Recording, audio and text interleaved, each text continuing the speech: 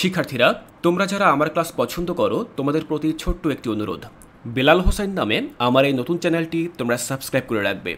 এই ভিডিওর ডিসক্রিপশন এবং কমেন্টে আমার নতুন চ্যানেলের লিংক দেওয়া থাকবে। শিক্ষার্থীরা, বুঝে লিখি এই অনুশীলনটি রয়েছে তোমাদের মূল বইয়ের 126 নম্বর পৃষ্ঠায়। এখানে বলা হয়েছে, ময়নামতির চর কবিতাটি পড়ে কি বুঝতে পারলে তা নিচে লেখো।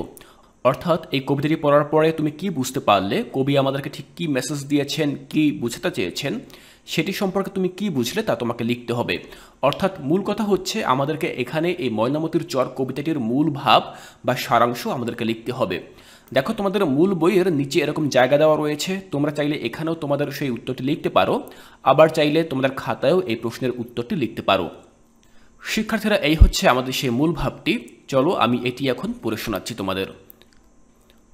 আমি লিখেছি, ময়নামতির চর কবি বন্দেয়ালী মিয়া রচিত একটি শিশুতোষ কবিতা। এই কবিতায় কবি ময়নামতি নামক একটি চরের প্রতিদিনকার দৃশ্যপট তুলে ধরেছেন। পাশাপাশি এই চরকে ঘিরে মানুষের কাজকর্ম এবং তাদের দৈনন্দিন জীবনের ছবি এঁকেছেন। শিক্ষার্থীরা, প্রথম এই 3টি বাক্যে আমি লিখেছি যে এই কবিতাটি মূলত কেমন কবিতা এবং এই কবিতায় কি তুলে ধরা হয়েছে। এরপরে আমরা এই কবিতার সম্পর্কে সামান্য বিস্তারিত বর্ণনা দেব। দেখো, বলা হয়েছে, কবিতায় আমরা দেখতে পাই ময়নামতির চরটি শুকনো এবং আগাছায় ভরা। এক সময় সেখানে প্রমত্তা নদী থাকলেও এখন শুকনো চর। এই চরের তীরেই প্রতিদিন সকালে চাষিরা লাঙল দিয়ে জমি চাষ করেন। চরে এখন সামান্য পানি রয়েছে, যেখানে বাস করে খড়শুলা আর দাড়িকানা মাছ। শিক্ষার্থীরা দেখো, এখানে আমি চরের বর্ণনা দিয়েছি যে চরে কি কি জিনিসগুলো রয়েছে। এরপরে আমি আরও লিখেছি, গাংচিল পাখিরা এই মাছগুলো খেয়ে জীবন ধারণ করে। রাখাল এই চরেই তার গরুর পাল চড়ায়। গরুগুলো যে যার মতো চরে ঘুরে বেড়ায়। গোচর পাখি এবং বক গরুর শরীর থেকে উকুন এবং আঠালো পোকা ঠুকরিয়া খায়। এভাবেই ময়নামতির চরে গড়ে উঠেছে চমৎকার এক জীববৈচিত্র্য। তাহলে শিক্ষার্থীরা দেখো, আমি কিন্তু এই ময়নামতির চরের তীরে কী কী রয়েছে, কোন কোন প্রাণী রয়েছে, সবগুলোর বর্ণনা এখানে খুবই সংক্ষেপে তুলে ধরেছি। তোমরা খুব সংক্ষেপে এই বর্ণনাগুলো উল্লেখ করবে এবং এভাবেই এই কবিতার মূল ভাবটি তোমরা লিখতে পারবে। এবার আমি লিখেছি, তবে শুধু পশু পাখিই নয়, মানুষের জীবিকার কেন্দ্রবিন্দু হয়ে উঠেছে এই চর।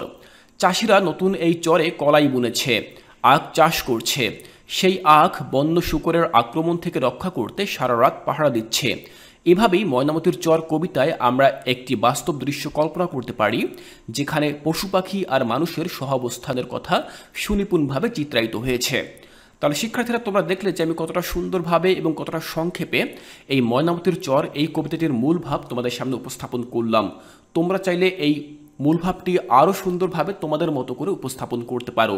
শিক্ষার্থীরা, তোমরা এই কবিতাটি খুব সুন্দরভাবে পড়বে, খুব মনোযোগের সাথে পড়বে, তারপরে এই মূল ভাবটি তোমরা তোমাদের মতো করে উপস্থাপন করবে। শিক্ষার্থীরা, আশা করছি এই ক্লাসটি নিয়ে তোমাদের বুঝতে আর কোনো অসুবিধা নেই। এর পরবর্তী ক্লাসে আমি চেষ্টা করব তার পরবর্তী অংশটি নিয়ে আলোচনা করতে, যেখানে আমাদেরকে বলা হয়েছে জীবনের সঙ্গে সম্পর্ক খুঁজি। এই অংশটুকু আগামী ক্লাসে আমি খুব সহজভাবে তোমাদের সাথে আলোচনা করব। তাই সেই ক্লাসটি দেখার আমন্ত্রণ জানিয়ে আজকের ক্লাসটি এখানেই শেষ করছি।